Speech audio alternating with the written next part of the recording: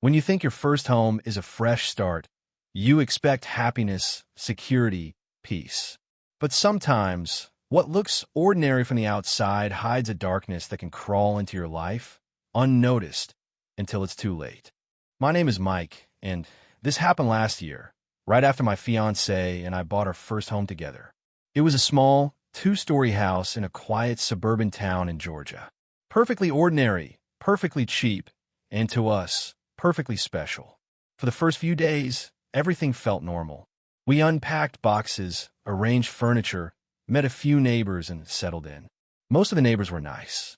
The couple to the right waved politely and offered a little welcome gift, cookies that actually tasted better than anything we'd bought in months.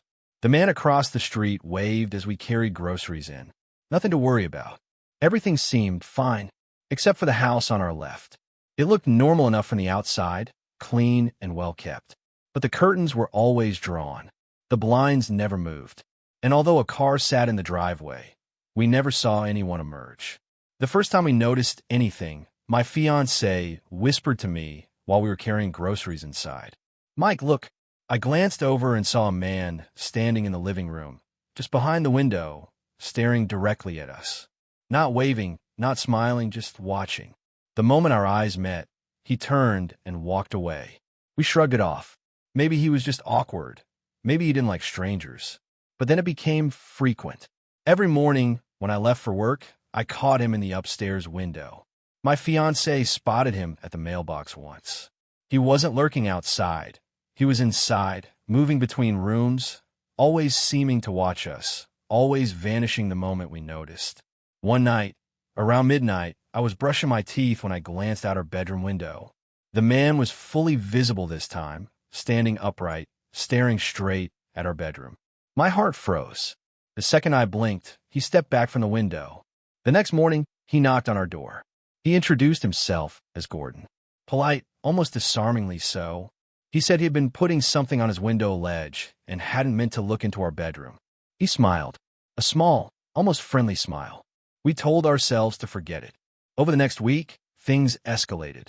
Around 2 a.m., my fiancée shook me awake. Someone was in the yard. A full-grown man moved like he was searching for something, walking past the gate and slamming it behind him. The backyard was empty except for a few gardening tools. No attempt to steal anything. No yelling, just presence. Then it happened again. Only this time, I recognized the man's posture, his height, Gordon. I called his name. No response. I checked the yard, every corner, but he was gone. My mind screamed at me, telling me this wasn't safe. I walked to his house and knocked. He answered immediately, smiling, calm, drunk, and he admitted it. He had been in our backyard, he said, to scare kids jumping fences. He laughed. Something in that laugh made the blood drain from my face. There was hate there. I didn't argue. I went back inside, locking the door behind me. The following Friday, Gordon invited us over for dinner. Chinese food. We agreed, thinking maybe we could normalize the situation. But as soon as we entered his house, the atmosphere was off. The wine made him louder, his comments sharper, and then the mask slipped. He told us, explicitly, that we weren't welcome, that the neighborhood wasn't for people like us. My fiancée and I left. Fast, terrified. Weeks later, a brick shattered our downstairs window. No note, no warning, just the brick. Gordon, no doubt. Police reports couldn't do much. Cameras felt invasive, futile. Within 2 months, we packed and left, abandoning our first home, our dream, because living next to someone like that wasn't safe.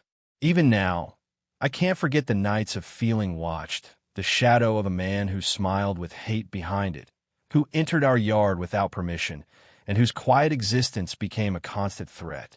Moving forward, the word home feels tainted, because sometimes the darkness is not something you see, it's someone standing right next to you.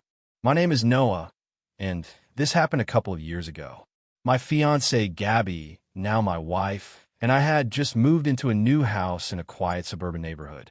It was a 2-story house, perfect for a future family, with white siding, a small garden, and a picket fence we both thought charming.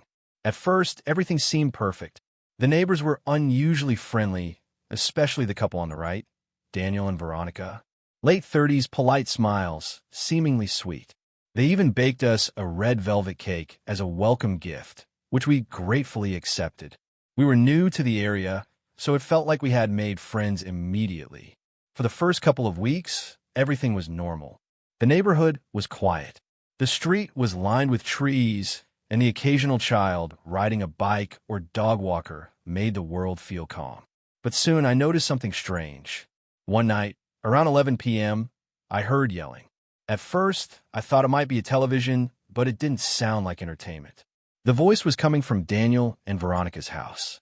The windows were open, letting us hear every word. I strained to understand, but all I could make out was shouting, a man and a woman screaming at each other. Gabby and I exchanged uneasy glances. We were new, so I tried to rationalize it. Every couple argues. Still, there was a tension in the air that didn't feel normal. Veronica stormed out and drove off. We waited a while, thinking maybe she just needed space. Days later, the yelling happened again. Only this time, it went on for hours.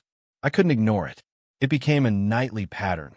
Veronica disappears for a few days, Daniel acts strange, and the yelling resumes. I noticed small things too. Daniel's car stayed parked for hours, sometimes days, even when Veronica's was gone. Daniel avoided us. When we passed him, he wouldn't make eye contact.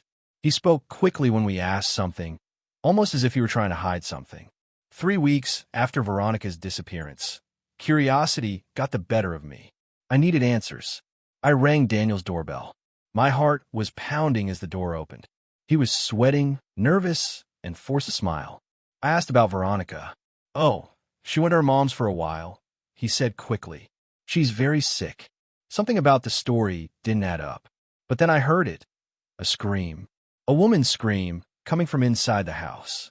A raw, terrified scream that made my blood run cold. Daniel's reaction was almost too quick. "Oh, that's just a movie upstairs," he said. But he didn't pause it. And in that moment, I knew the truth. I didn't confront him. I left immediately, telling Gabby what had happened. We debated calling the police, but we wanted to be careful. I called anonymously, requesting a welfare check. Within 10 minutes, police sirens filled the street. I watched as officers swarmed Daniel's house. When the doors opened, Daniel was handcuffed.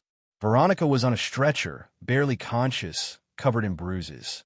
She had been held captive in the basement for weeks, tortured, beaten, and manipulated. The story was worse than I could imagine. Daniel had tried to hide her. He had sold her car, lied about her whereabouts, and isolated her from anyone who could help. When police arrived, she was rushed to the hospital. Tragically, she did not survive. A few nights later, I woke up in the middle of the night. My room was dark, and I saw a shadow at the foot of my bed. My heart froze. Daniel's face appeared in my mind, the words he had shouted at the officers as he was being led away. "I know it was you who snitched on me, and you'll regret this." It wasn't just a dream. It was vivid, terrifying, and so real that I couldn't sleep. Every shadow in the room, every creak of the house, made me flinch. I never told Gabby about the dream, not fully. I didn't want to worry her. But I still wake up in the middle of the night, haunted by the memory of a neighbor whose charm hid a monster. Living next to a killer doesn't end when they're gone. The fear lingers, like a stain you can't wash away. I still look out the window at the empty lot next door and wonder what could have happened if I hadn't acted when I did. My name is Ember, and this happened just over a year ago. I have a hearing disability, which makes the world a little quieter than it is for most people. But it doesn't make me oblivious. In fact, it may have saved me. It was February in southern Quebec. Snow had just fallen overnight, thick and fresh, blanketing the local forest trails I love to walk with my dog, Monty. Monty is a Rottweiler Husky mix, loyal and energetic, perfect for my afternoon hikes, or so I thought. I had just finished a late lunch, and I decided to burn off the calories with a walk. The forest was quiet, like it always was this time of year. Most people prefer to hike in the morning, so the afternoon trails were mostly empty. I let Monty off his leash as we reached the entrance, and he immediately bolted ahead, sniffing everything in sight. After about 30 minutes, we came to a fork in the path. One trail was clearly well-trodden, the other pristine with only my footprints now marking the snow. Feeling adventurous, I took the untouched trail, my binoculars in hand. I had recently started birdwatching. The trail led to a clearing. The sun was dipping low, painting the snow in soft orange light. As I scanned the tree line, I noticed a strange shape in the distance. A blue tarp, and beneath it, what looked like a makeshift shelter. Curiosity burned in me, but I knew it was getting late. I decided to turn back. Monty ran ahead, but something fell off. He was alert, sniffing the trail as though warning me. And then I saw them, footprints much larger than my own, cutting across the trail we had taken. My stomach tightened. Whoever had passed by must have done, so while I was distracted with my binoculars, it was getting darker, but I could still make out shapes. Monty stopped abruptly and barked at the edge of the clearing. And then I saw him. A man, probably over 6 feet tall, dressed in charcoal snow pants and a white camo jacket. He stood just a meter away, motionless, hands in his pockets. I couldn't hear what he was saying. He seemed to be muttering, but I couldn't understand. Panic flared in me. I had no phone with me, and my dog's growl didn't help me think clearly. I backed away slowly and headed home, Monty following close. By the time I reached my house around 4:30 p.m., darkness had fully settled. I tried to brush off the encounter, telling myself it was just a hiker. But that night, Monty woke me at 3 a.m., licking my hand urgently. I checked my phone and saw a message from my neighbor asking if we were okay. Confused, I looked outside and froze. The man from the forest was standing in my backyard, his silhouette lit by the motion sensor lights. Heart pounding, I grabbed the machete from under my bed. I didn't hesitate. I texted 911 while keeping Monty close. The next few minutes were excruciating. I watched as shadows flickered across the bedroom door, waiting for it to break open. But it never did. When the police arrived, they found the patio glass shattered and the backyard gate open. Whoever had vanished into the forest. I stayed with a friend for a few days, haunted by the thought of that man in my yard. I avoided the forest, and even simple walks on my street felt tense. A week later, I returned to normal life as best I could. But the memory of those footprints, the tarp, and the man's silent stare lingered. I never saw him again, but every time Monty's ears perk up or the wind rustles the trees, my pulse reminds me. The forest remembers.